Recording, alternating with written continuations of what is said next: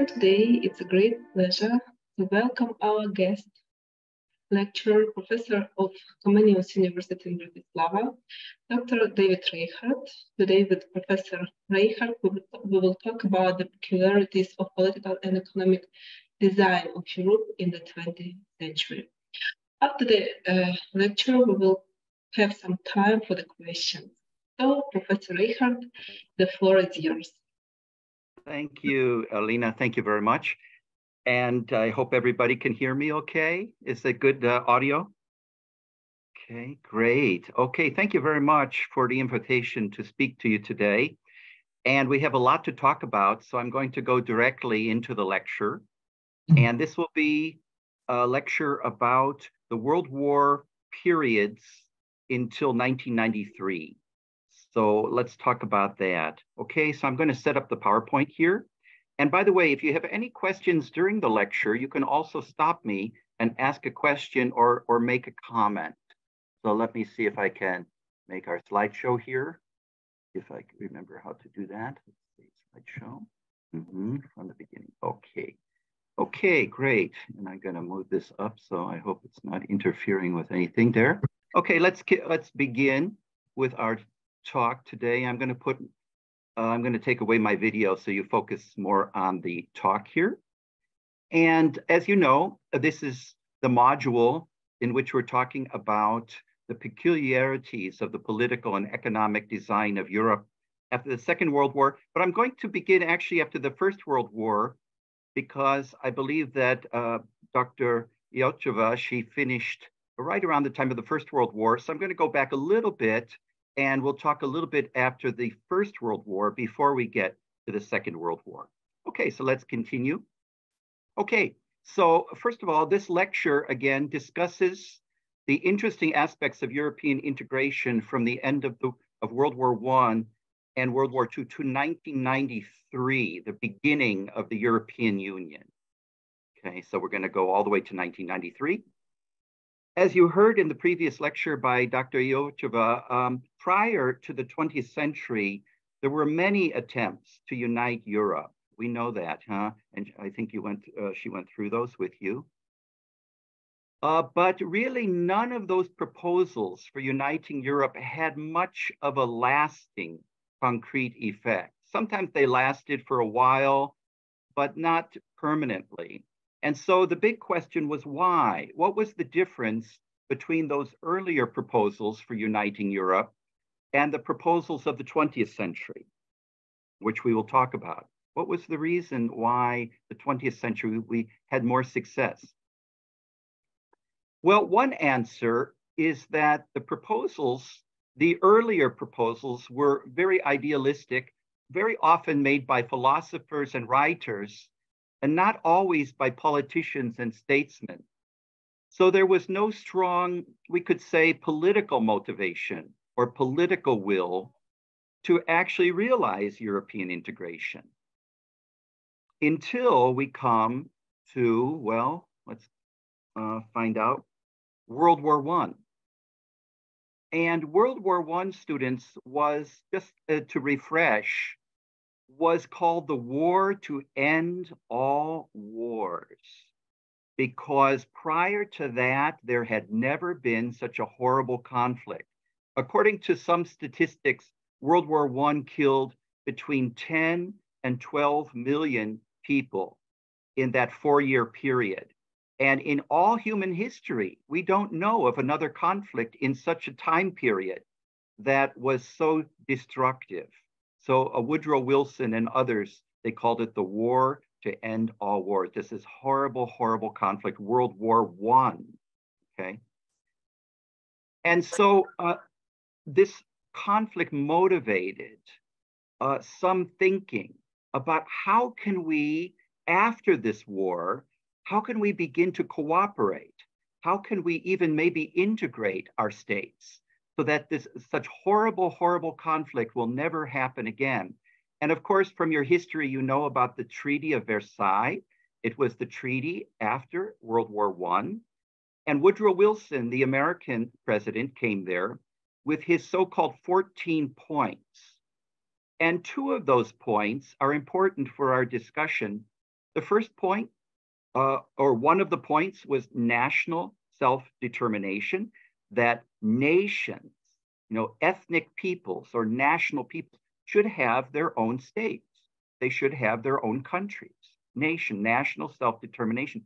And the other one, which is very famous, was the League of Nations, that all the countries of the world, all the states should come together in an organization to prevent war and to keep the peace, the League of Nations. Today, the son of that is the United Nations, of course, and we'll talk about that, okay?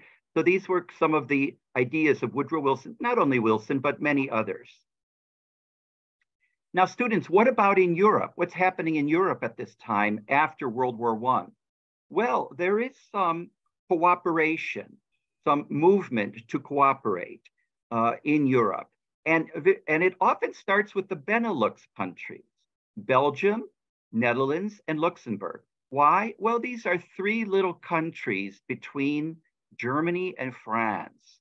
And what do we know about Germany and France historically? Very often fighting, having conflicts between them. And these little countries, Belgium, Netherlands, Luxembourg, like in a sandwich between Germany and France. So it's absolutely in their interest to cooperate, maybe later integrate. 1922 was an early form of this. It was, as I understand it, it was a free trade area, just a very basic free trade area. 1923, it was the Pan-Europa movement of a very famous person in Central Europe, Richard Nicholas Coudenhove-Kalergi. He was an Austrian diplomat, or actually, sorry, he was the son of an Austrian diplomat. And he proposed that Europe come together in a cooperative, integrative organization, and he called his movement Pan-Europa.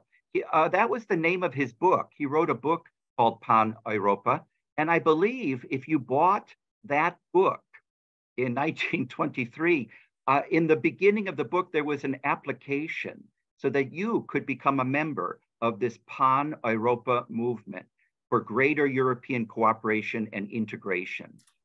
And then in 1930, there was the Briand Memorandum. It was a proposal by Aristide Briand, a former French prime minister. And I'll show you a little bit more about the Pan-Europa movement and the Briand Memorandum here. This is a picture of Count Coudenhove-Kalergi on the bottom right. And again, he proposed this Pan-Europa. It was a European federation, including a conference of European leaders, maybe something like a European Council of the European Union we have today, huh? A customs union, we'll talk about that, a federal European constitution. And look, students, look at this one, English as the common language. Yeah, so that was very progressive, very interesting proposal in the 1920s by Count Kalergi. By the way, the Kalergi family is still active in politics in Austria. I think his granddaughter is active, or maybe now the great-grandchildren, I'm not sure. Aristide Briand, this former French prime minister, in 1929, he proposed the creation of a European confederation that would work within the framework of the League of Nations, that it would be part of the global League of Nations. And this would include a common market, European transport network, regional and social politics. Students, very similar to the European Union we have today. That was Aristide Briand in 1929. So these are very progressive proposals from the 1920s, okay? But what was the problem? These great 1920s integration proposals failed in the face of 1930s challenges.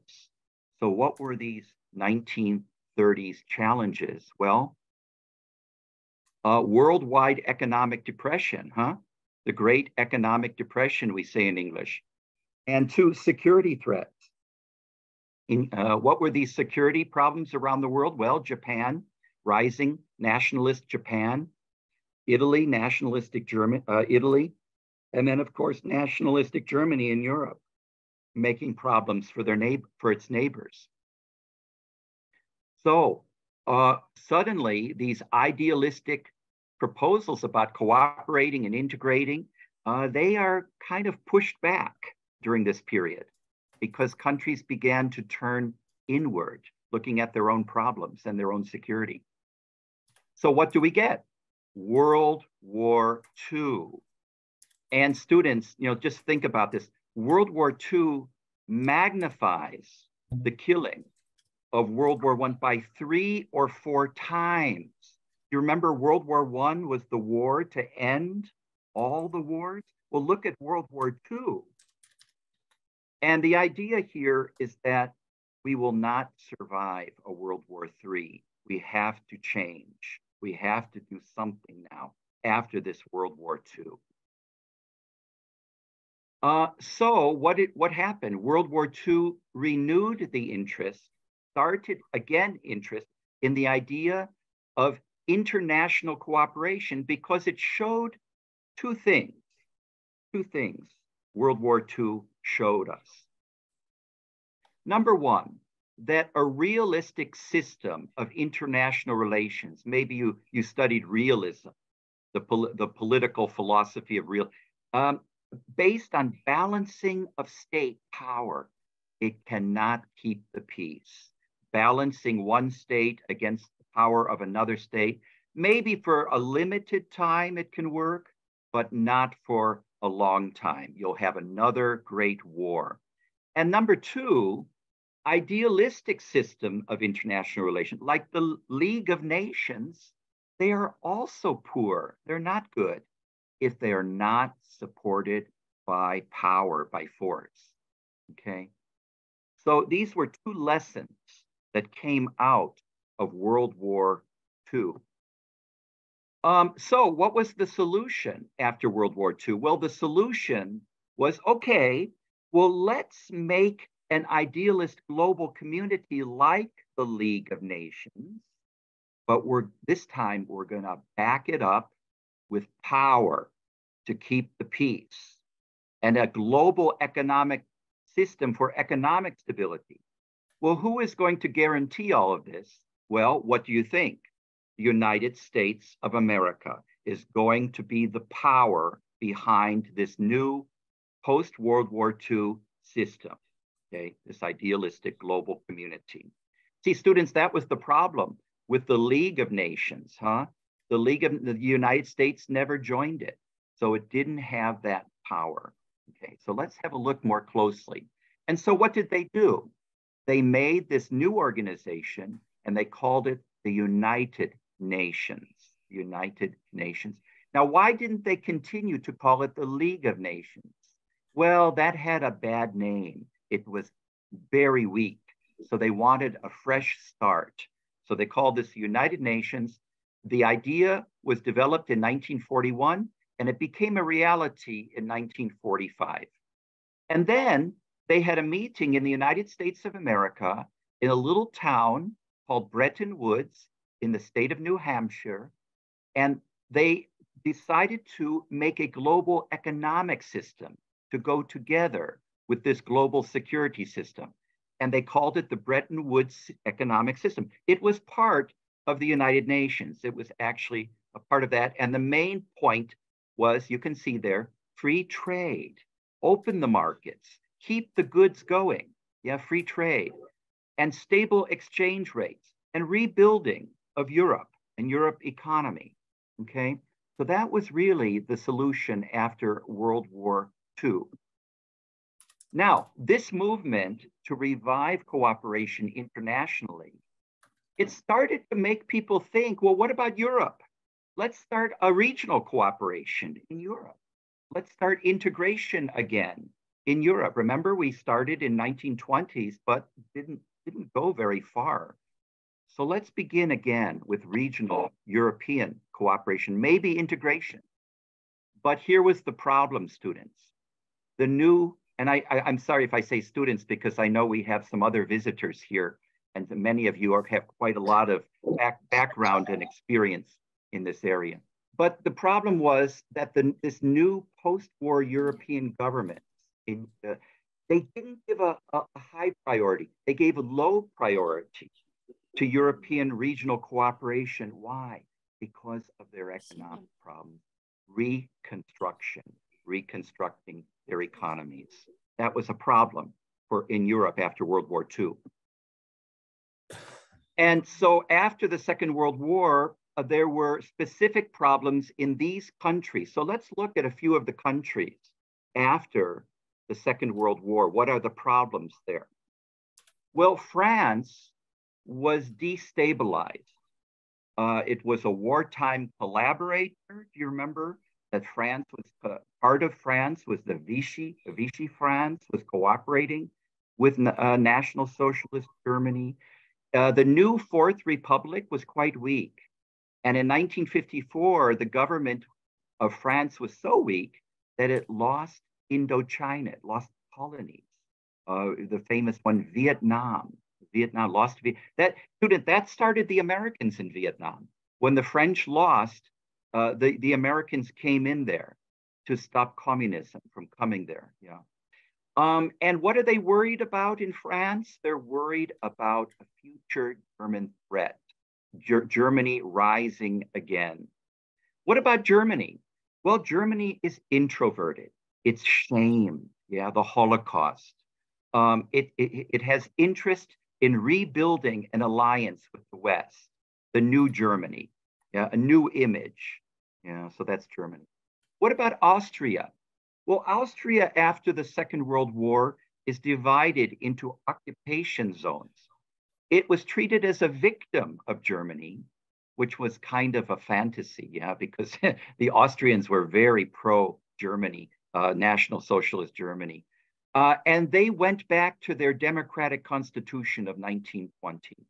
What about Italy? Italy introverted also, treated as a victim of Germany, which was really a nonsense, right? Because, you know, Mussolini, he invented fascism, yeah? It had many problems after the war, stabilizing its democratic governments. Even today, Italy has that problem of many political parties and making a stable coalition. What about the United Kingdom? Well, the United Kingdom came out of the war with a high prestige, because remember, the United Kingdom was alone for a time, for a year, against National Socialist Germany. It was more stable than France or Germany, but economically weak. Exports were cut by 2/3. National wealth by 75% was lost. And the voters elected a Labour government. They put out the Conservatives and they elected a Labour government. And that developed the famous British social welfare state that we have today. You know, the British healthcare system started at this time. Also, because of their weakness, their economic weakness, the United Kingdom lost its favorite colony, India. What about Ireland? Well, Ireland was neutral during the Second World War, but it was economically connected to the United Kingdom. It's a relatively poor country. It still is relatively poor country in Europe. Greece, poor, unstable military dictatorships from 1967 to 74. Portugal and Spain, also very poor under dictatorships. Portugal under Antonio Salazar, I think until 1968, and Spain under Francisco Franco until 1975. Now, what about some good news? Well, the little Benelux countries, Belgium, Netherlands, and Luxembourg, they were occupied by Germany during the war. So they want to begin cooperation again and maybe integration. So it's interesting. It's always the Benelux, the little Benelux, that start the European cooperation integration again. And how did they do that? Well, in 1948, they established the Benelux Customs Union. You may know the Customs Union is a free trade area and then a tariff wall around the free trade area, tariffs, to protect the free trade area. That's a customs union in English. And then in 1958, they integrated very much in an economic union with the Benelux Economic Union of 1958. Now, what about the Nordic states? Well, the Nordic states are also always interested in cooperating and integrating. Here we're talking about Denmark, Finland, Iceland, Norway, and Sweden. And why? Well, these are small countries, small populations, more or less homogeneous, not so much anymore because they have a lot of immigration today. Wealthy countries, relatively wealthy, and fewer social problems. Yeah. So what did they do in 1946? They come together in a committee of legislative cooperation to coordinate their legal system, their laws, and to make a common Nordic position at international conferences like the United Nations. In 1952, they create the Nordic Council to promote the abolition of passport control, free movement of workers, and promotion of joint ventures. Very similar to Schengen, kind of a Nordic Schengen. But look how early, 1952. Now, what about America? What was the role of the United States in Europe? Well, the United States, after the Second World War, was not really interested in staying in Europe because there was a huge American army demobilization. Americans were going home. The United States believed that Europe could recover alone. You didn't need the USA there anymore. You know, that's very typical of the United States, right? The United States goes in there, then makes some order, and then says, okay, goodbye, we're going home. And again, this was the situation in 1945. But this is going to change. And why? The Cold War begins. Students, and audience, already in 1946, the Cold, sometimes we think of the Cold War begins in 1950s. Oh no, the Cold War begins 1 year after the end of the Second World War with the Iran crisis. Now, I know we had many Iran crises. This was the first one. And I think it starts with, the British occupy one part of Iran and the Soviet Union occupy another. And according to the Tehran Conference, the British should leave Iran and the Soviet Union should leave it. Well, the British did. They went home, but the Soviet Union stayed. And that started the very first crisis of this Cold War, the Iran crisis. 1947, the Greek and Turkish crisis. What was that? Those were communist movements in Greece and Turkey, probably funded from Moscow, from the Soviet capital. Yeah, the Greek, and that was a crisis for the West and for the Americans. Yeah, 1948, the Berlin crisis. That's the famous one you probably know, where the Soviet Union basically closed the access to the city of Berlin for almost, 6 months, 8 months. I can't remember exactly how long. But that was a big crisis between the Soviet Union and the West, the Berlin crisis.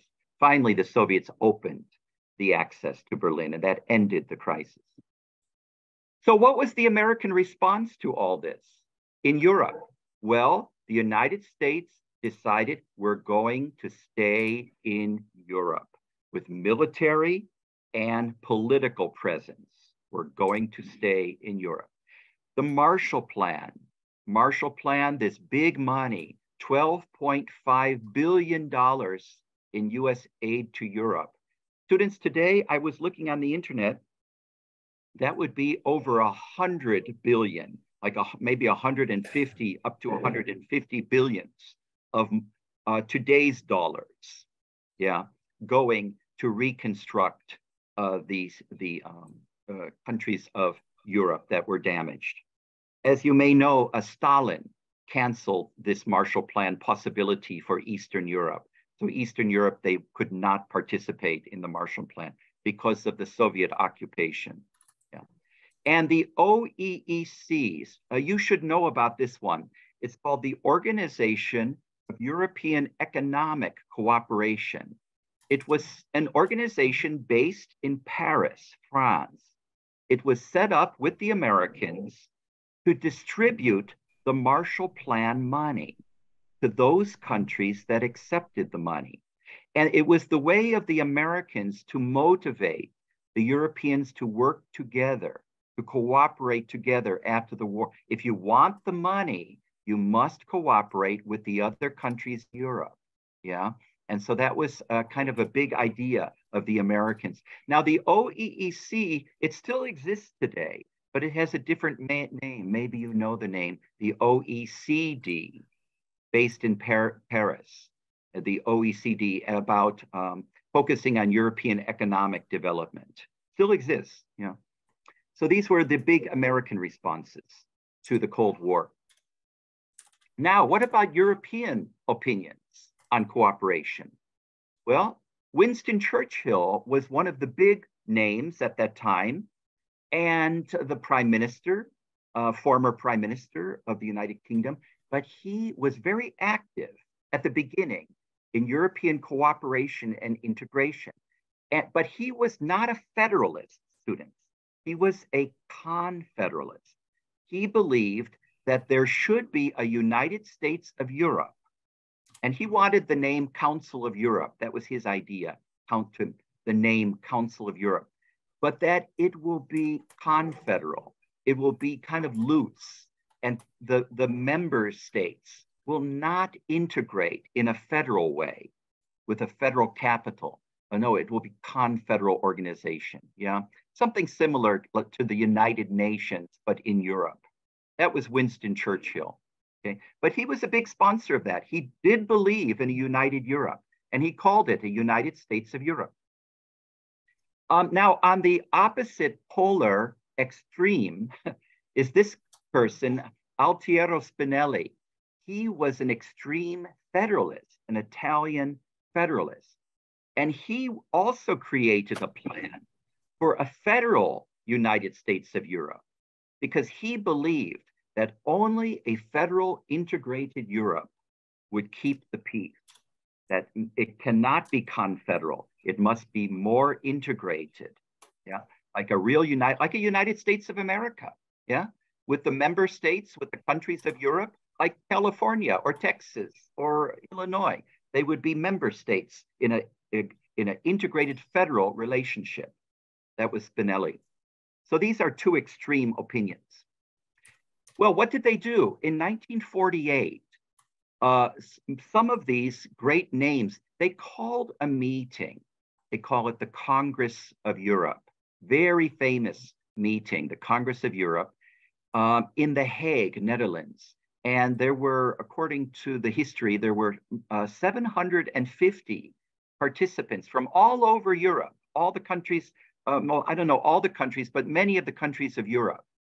And they had a big kind of discussion. This was in May of 1948. What type of a Europe do we want? Do we want a confederal, cooperating Europe? Or do we want a federal Europe, integrated, fully integrated? Well, who do you think won the debate? Yes, you're right. The Confederalists won. Winston Churchill's side won. And by the way, Winston Churchill, he was the chairman of the Congress of Europe.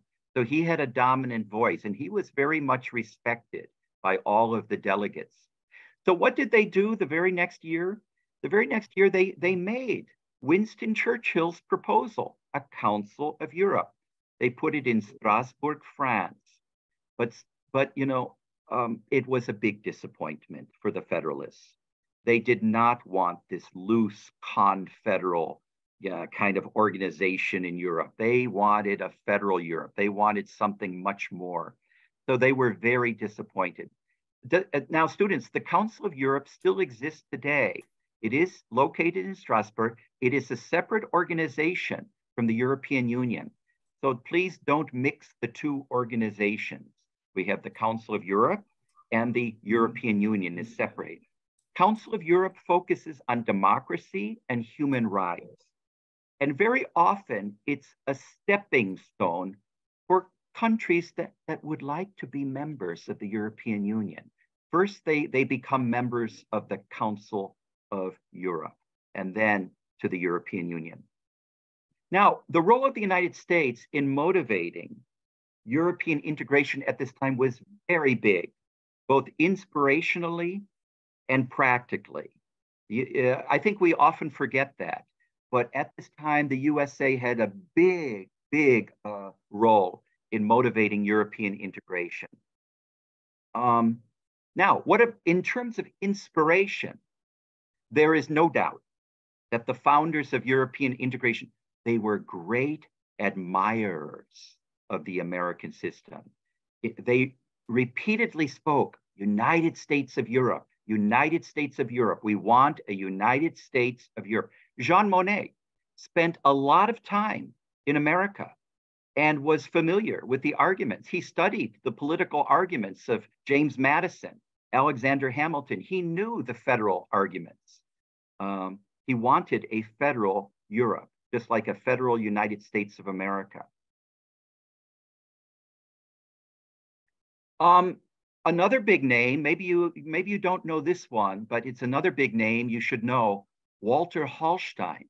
He was also one of the founders of the post-World War II European integration, German, who helped develop the Schuman Plan. We're going to talk about the original plan for an integrated Europe, the Schuman Plan.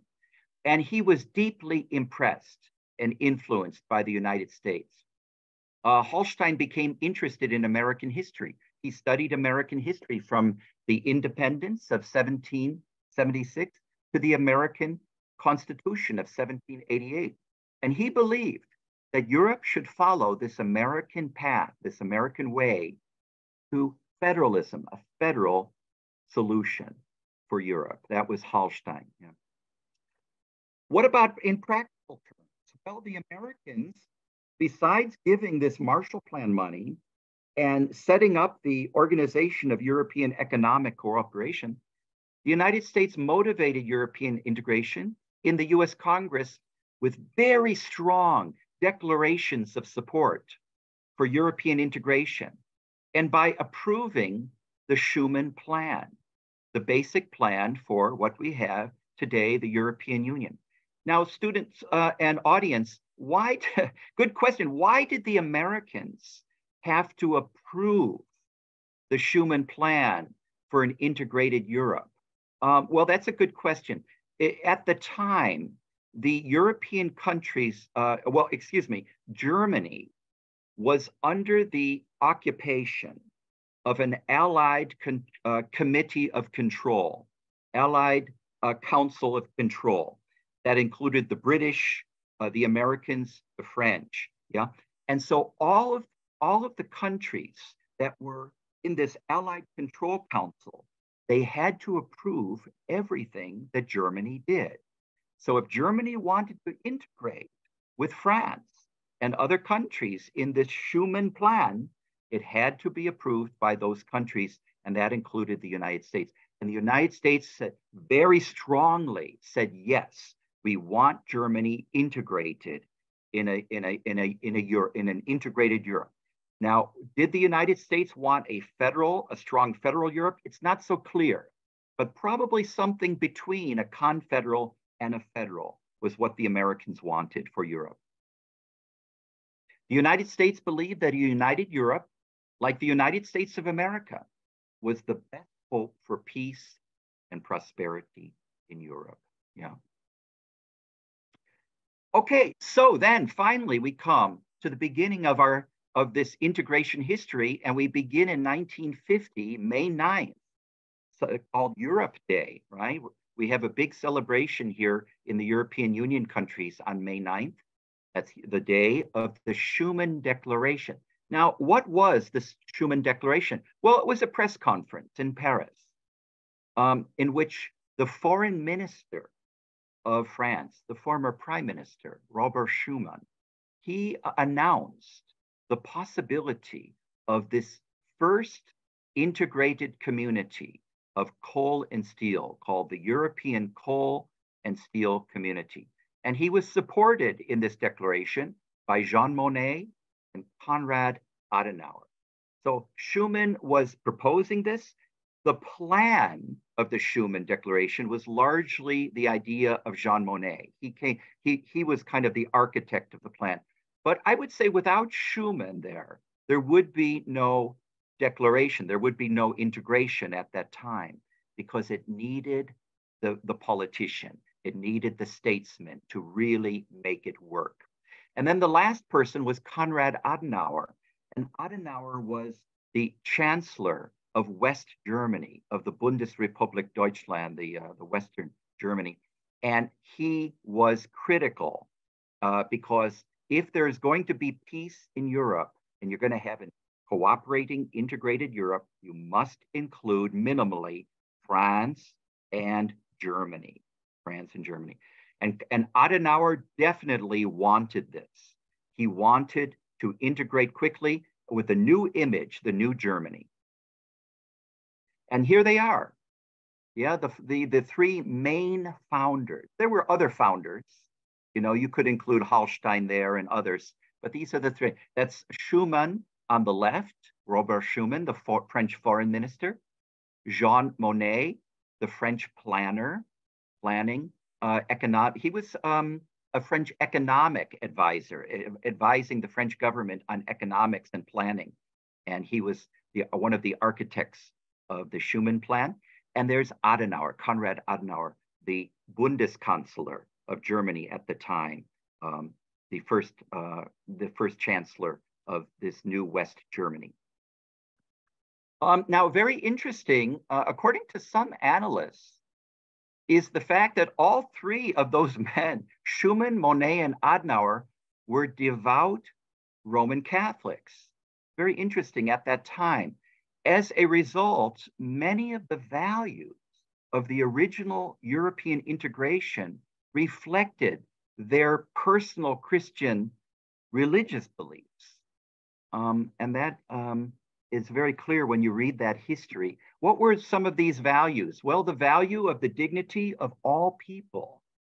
Doesn't matter what country you're from or what religion you are or what is your ethnicity, the value and dignity of all people. The idea of community. Yeah, that comes kind of from this kind of Christian idea, the Christian community. And the idea of subsidiarity, that not all decisions should be taken from the top, but in a hierarchical organization, decisions should be taken at the lowest level when it's possible. That also comes from the church. The idea, in fact, the word, I believe, the subsidia originally comes from the church. Now, let's continue. This first proposal, this proposal of a European coal and steel community was accepted. And it was accepted by 6 countries. Probably you know the names. Of course, France is one country, Germany, Italy, and the Benelux country, Belgium, Netherlands, and Luxembourg. Those were the original 6. They accepted the European coal and steel community. With 1951 was the signing. 1952, the reality comes into existence, the Treaty of Paris. By 1955, there's a conference among the leaders of the coal and steel community. They meet in Messina, Sicily, and the Benelux countries make a proposal. And what is their proposal? Well, let's make 2 new communities. And what do? They do in 1957 and 58, they make 2 treaties of Rome. One treaty is the European Atomic Energy Community formulated, and the second Treaty of Rome, European Economic Community Treaty, the big one. Yeah. Students, what's the difference with these different communities now? We have 3 separate communities. Well, the first one, the coal and steel community, is only about coal and steel. It's a free trade area of coal and steel with the headquarters in Brussels, Belgium. Yeah. The European Atomic Energy Community is a community of the same six countries for sharing and research in the area of peaceful atomic energy, the peaceful atomic energy for economic purpose. And then the European Economic Community, that's the famous one, that the EEC, that's the one they used to call the common market. Well, it wasn't really a common market, but they wanted it to later be a common market. And that was a free trade area, not only in coal and steel, but all other goods within this community of 6 countries. Yeah, all the goods. Yeah, the European Economic Community. Okay, so those are 3 communities now. In fact, at that time, we don't talk about the European community, we talk about the European communities, 3, plural. Okay, we got 3, and they're completely separate. And they're based in Brussels. They have headquarters in Brussels, but they're the same 6 countries in each one. Interesting. By the way, Jean Monnet, the architect of the Schuman plant, he becomes the head of the head of the European Coal and Steel Community, the president of, they didn't call it a commission at that time, they called it the High Authority. Jean Monnet becomes the president of the High Authority of the European Coal and Steel Community. Okay, and then I've got this just a little bit in Ukrainian language for you, just to clarify the dates there and the events. So 3 communities, 3 treaties, Treaty of Paris and Treaty of Rome and another Treaty of Rome.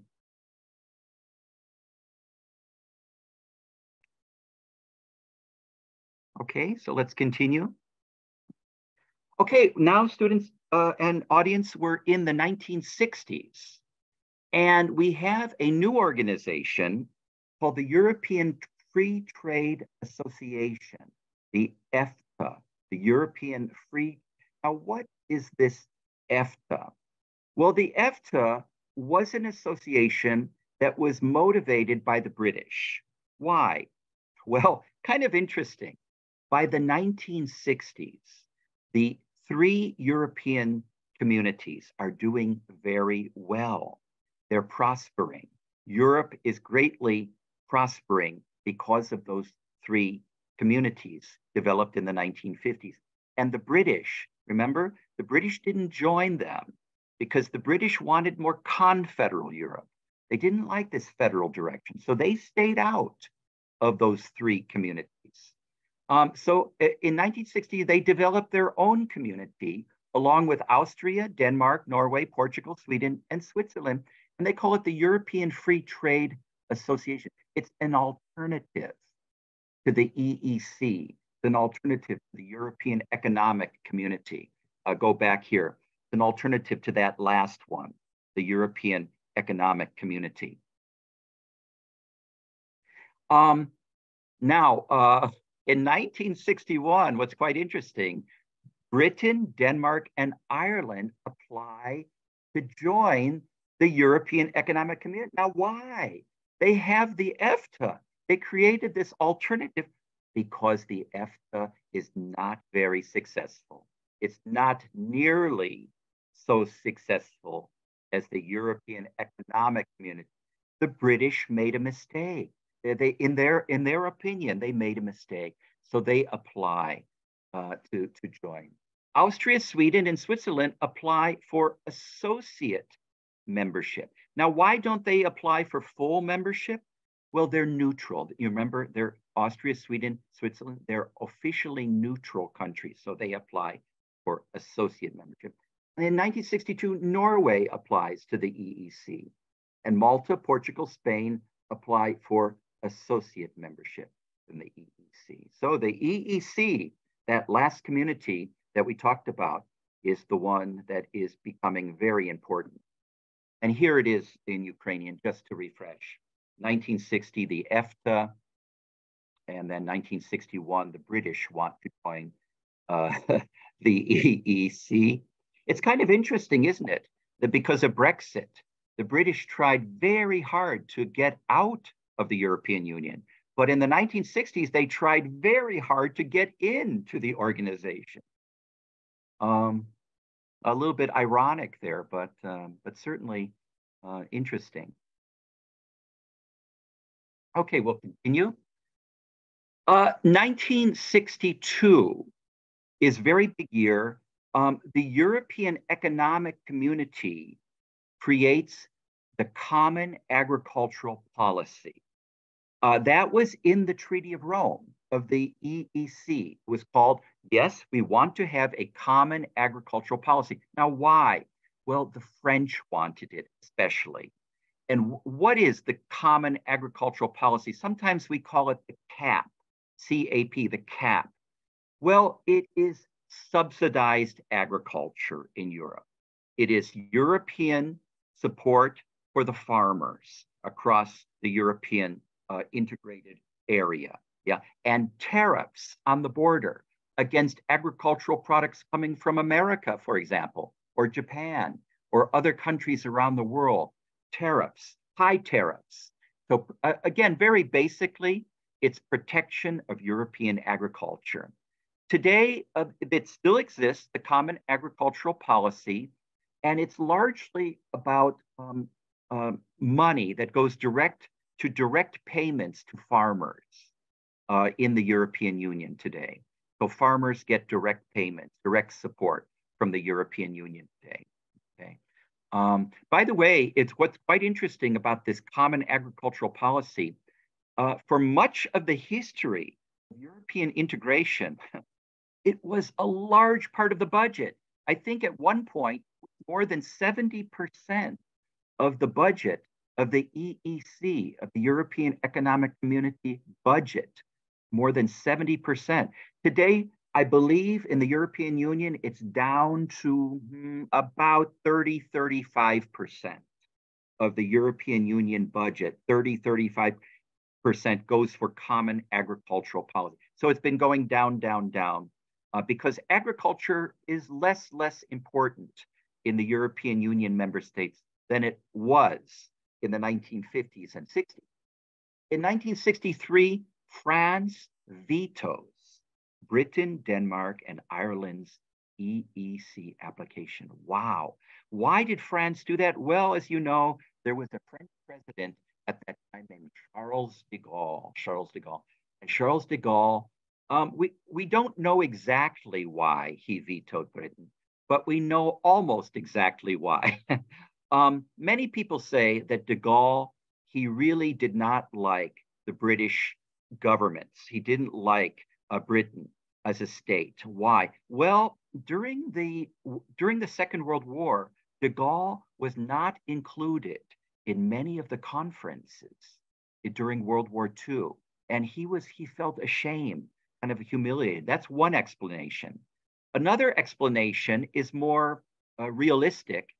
Maybe de Gaulle believed that if the British joined this EEC, this integrated economic community, that they would dominate it. And de Gaulle wanted France to dominate it. He didn't want the British in there dominating it. Well, whatever the reason, he vetoed, as president of France, he vetoed. And so at this time, the British, Denmark, and Ireland, by the way, British, Denmark, and Ireland were in one package. So when Britain, the United Kingdom, was vetoed, Denmark and Ireland were also vetoed. 1965, 67 was a new treaty, the merger treaty. Students and audience, this merger treaty merged the three European communities into one single European community. Now it's called the EC at this time, the European Community. If 1967 becomes the European Community. That's 65, that's the year they signed the agreement. 67, the treaty becomes a reality. We are now the European Community, yeah, merging these three communities with the headquarters in Belgium, in Brussels, Belgium. 1967, the British apply to the ECC for the second time. And for the second time, they are vetoed by Charles de Gaulle. And here's a little refreshment in Ukrainian language of these high points.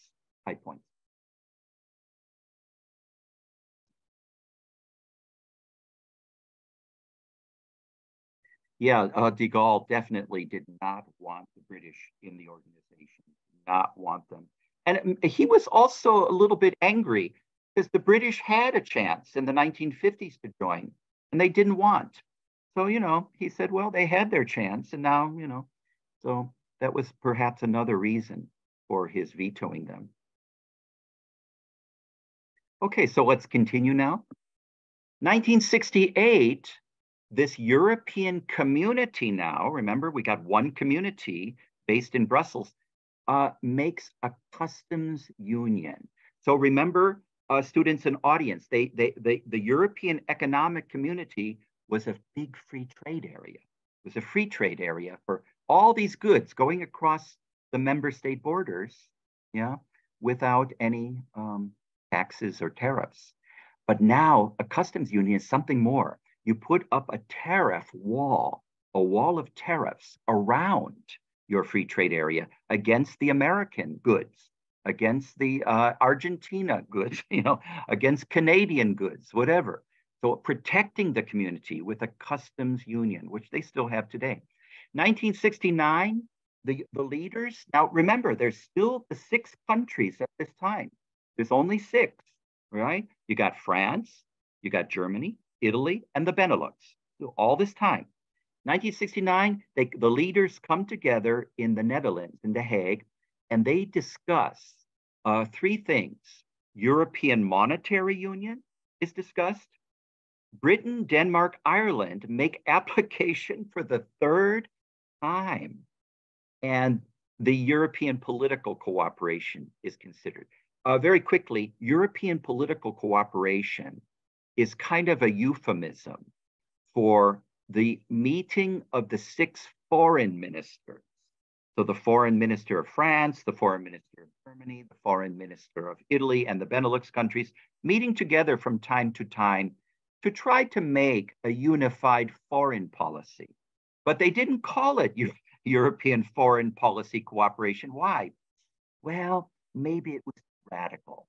So they made this softer sound, European political cooperation, they called it. 1972 and 1994, Norway says no to joining the European community in a referendum, in 2 referendums.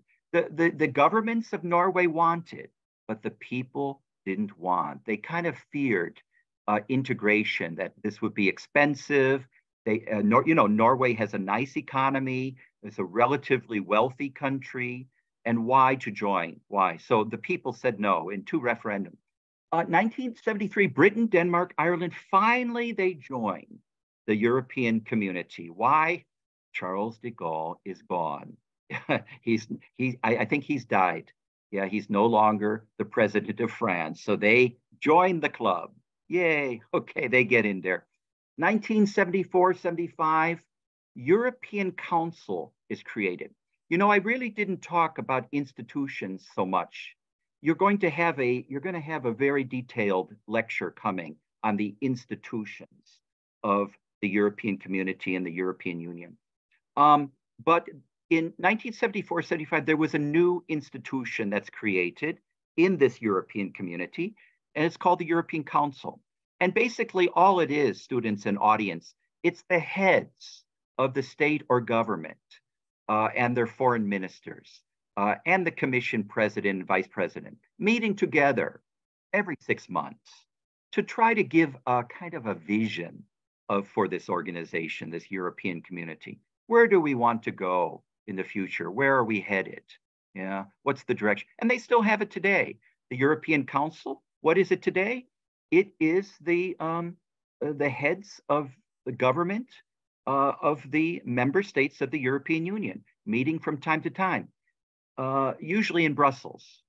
Although in the past they met in different capital cities of member states. Now I think they meet only in Brussels.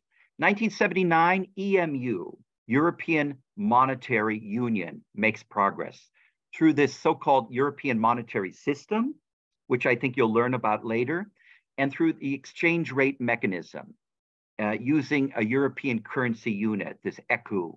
It was an early euro, the ECU, an early kind of a euro, yeah. European monetary system and exchange rate mechanism, very basically, the member states promise to keep their currencies in a value kind of basically according to a standard, a particular standard, that they will not radically raise or lower the value of their, to prepare for European monetary union. And then finally, in 1979, the European Parliament makes direct parliamentary elections. Before that, there was a European Parliament, but they did not have elections. The member states appointed the members of the European Parliament, but starting in 79, direct parliamentary election by the people of these countries in Europe. And here are the highlights in Ukrainian language that might help just a little bit for some of you.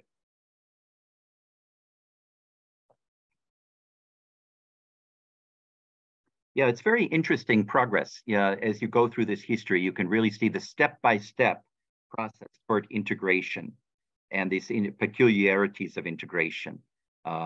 You know, interesting things happening, like the British not getting into the club, not getting into the organization until the 1970s. Yeah. So you can really see a lot of movement here in progress. Okay, so I think we can continue then to the next slide here. 1980s, we're going into the 1980s now. 1981, Greece joins the European community. Yeah. 1985, the Schengen Agreement. You may know about Schengen, an agreement among the European community states and some non-European community states, such as Iceland and Norway, about removal of all the border controls. You know, we used to call that Schengen land. Sounds a little bit like Disneyland, but it basically means the Schengen land, the region, where are these countries that removed their border and the border controls. Yeah, interesting. And then 1986, Portugal and Spain joined the European community. So how many member states do we have now? Well, we had 6 original. And then in the 1970s, we have the Britain, Ireland, and Denmark joined. So then we got 9. And now we have 3 more. Yeah, Greece, Portugal, and Spain. So we got 12 now. By the way, you may know that the European Union flag of 12 stars, it does not have anything to do with this fact that there's now 12 member states. No, they had that flag way back in the 1950s already. No, 12 star, it's a sign of unity, sign of unity.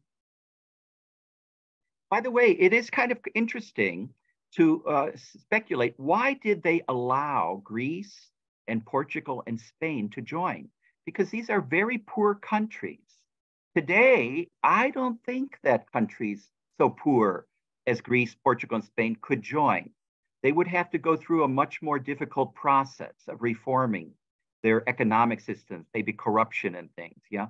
Well, at this time in the 1980s, the idea was we want to motivate them to reform both their economic system and their political system. Remember, these were countries that had dictatorships. They had authoritarian governments. So we want them in the club to motivate them.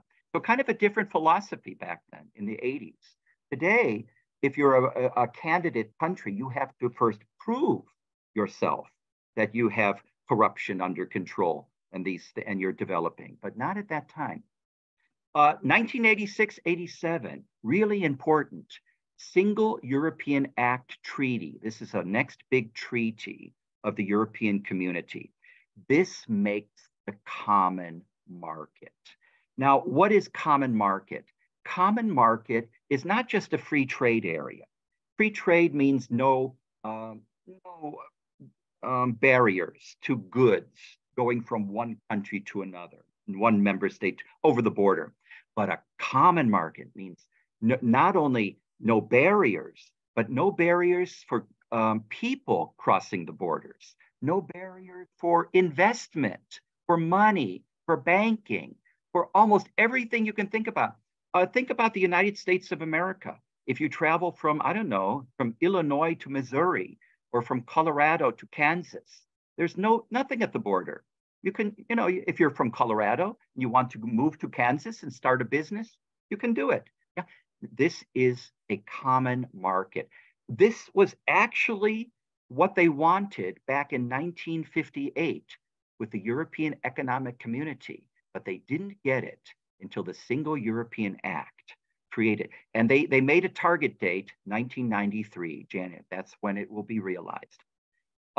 It created new powers also over the areas of the environment for this community, the research and development and regional policy, and created legal status for that European Council, that meeting of the heads of the government every 6 months, and for European political cooperation, is the foreign policy, foreign ministers meeting. It gave it a legal status. Interesting, so big things happening here. 1989, they began to debate something called the European Social Charter.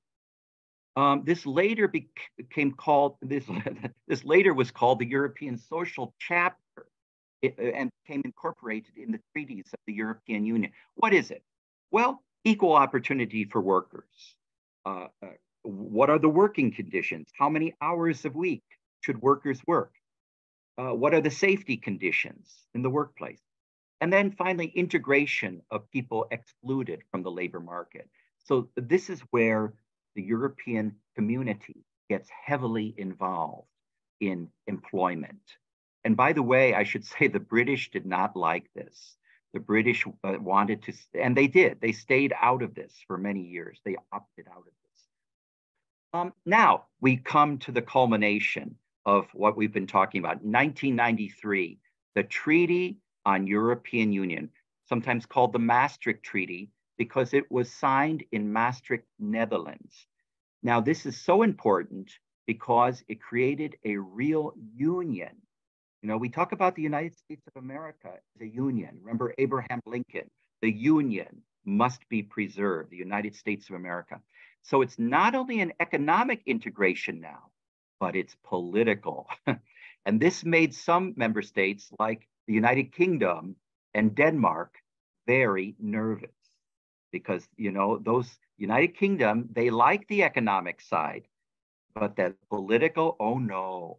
The same thing with the Nordic states, especially countries like Denmark, Netherlands. They have been usually what we call Eurosceptic. They like the economic side of this European integration, not so much this political control. So, but that was the treaty, but they signed, ultimately they signed it. Now, Denmark first said no. But they had another, I think was it a referendum? I'm not sure, but they had another chance the next year. And that's why we have a gap here between 1991 and 93 because of Denmark vetoed the treaty and then they approved it in 1993. Okay, what did it do? It created so-called three-pillar system. If you look on the bottom right, you can see like a house down there, a little house. And what are the three pillars? Well, the European community, the three communities. That's one of the pillars. You know, the three original communities, the coal and steel community, the atomic energy community, and the EEC. Together, the European community. That's one pillar of the house. Then common foreign security policy. Yes, we're going to make a real foreign policy for this organization together. And that's a second pillar. And then the third pillar, police and judicial cooperation in criminal matters. We're going to try to coordinate, to cooperate more and more with police and a legal system in criminal cases. So what does that mean? Trafficking, you know, mafia, all that stuff, working closer together in cooperation. Europol comes out of that, the Europol. That's the house that was created by this three-pillar system. And the treaty also created more powers for the European Parliament, created a committee for the regions to develop the different regions of the member states that are poor, the poor regions, created a European ombudsman. If you have a problem as a citizen, as a European, with anything that's happening in the European Union or with your member state, you can contact this ombudsman. I have done it myself personally, and I got a good response. Created Europol, this European police, it's not really a police department, but it's a database that's helping the local police departments control trafficking, corruption, cross-border mafia activity. Created the social chapter, okay, that's that conditions for workers that we talked about, and created a target date for EMU, European Monetary Union, which was, I believe, 1999 was target date. And then created the concept of European citizenship. Wow, that was a big one. Because if we're a union, if we're a citizen, there must be a state. So this also made the British very nervous, that now we've created a super state. Yeah. And here are those points in Ukrainian language. Very, very radical, students. This Treaty on European Union, the Maastricht Treaty. So please remember that one. 1993, it created a real common market for the first time and all these other things. It was amazing that the British still signed it. Now, how is it possible that the British and Denmark and other Eurosceptic countries, how is it possible that they signed this treaty? Well, I'll tell you what happened. The European community leaders, they said, look, you can opt out of parts of this that you don't like and still sign the treaty. You can go out of the common foreign and security policy, for example, and still sign the treaty. So we call that, we call this Europe a la carte. You know, like you go into a buffet restaurant. Oh, I'll have a soup, but no salad. Or I'll have the beef, but no chicken. You know, something like Europe a la carte. That from this point of the Treaty on European Union, the Maastricht Treaty, member states could kind of select what they want to be a part of and what they don't want to be a part of and still sign the treaty. Now, I believe, I'm not sure, we can maybe get another expert, that with the Lisbon Treaty, I don't think there is opt-out. I think with Lisbon, that ended this so-called Europe a la carte, but I'm not sure. So we'll get maybe somebody to comment on that later. But this is the conclusion of my talk. As we have seen, there were two big waves of European integration before 1993, 1950 to 1967, and 1987 to 1993. The first wave was due to the efforts of men, that should be men there, and that's men, like Schuman, Monnet, and Adenauer. Yeah, those were the big founders. That was the first wave of European integration after World War II because of these charismatic leaders, yeah, founders of Europe. The second wave was due to men like this, Jacques Delors. Students and audience, he's a big name, you should remember him. He was European Commission President from 1985 to 1997. You know what he did? He did the Single European Act Treaty, the Common Market Treaty, right? He did the Treaty on European Union, the Maastricht Treaty, he did that. And he did European Monetary Union. He pushed that forward. So he was big federalist. As far as I know, he's still living.